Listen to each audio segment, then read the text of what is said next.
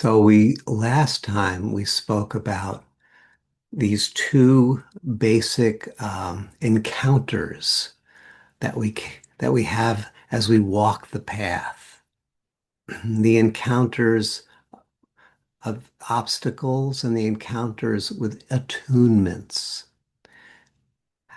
and how in the Western mystical traditions, one was called the experiences of desolation and the experiences of consolation. And we're looking at how to relate to each of those in ways that cultivate our capacity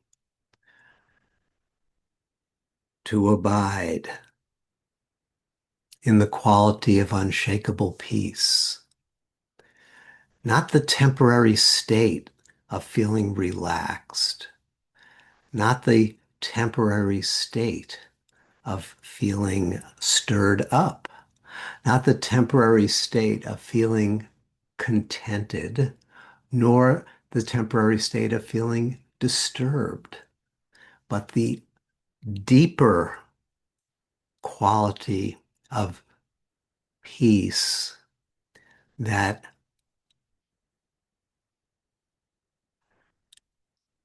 when we abide within it to whatever degree allows us to meet the fluctuating movements of our life with wisdom, with love, and with skill.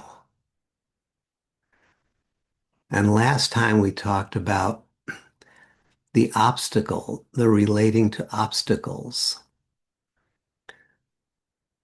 the relating to the triggering experiences by, and that we cultivate two primary um, attitudes, two primary postures, one of witnessing and the other of welcoming. Witnessing, which allows us to have space, to not be swept away and to be habitually identified with the anxiety, anger, fearfulness, sadness, whatever it might be, that is evoked in the triggering encounter, and welcoming, which allows us not just to step back, but to open and to become intimate. And the intimacy is what allows us to untangle, untie the threads of thought and emotion that have been knotted up and have kept us from discovering the sacred core, the sacred heart of that's beneath, that's within the reactivity that we're experiencing.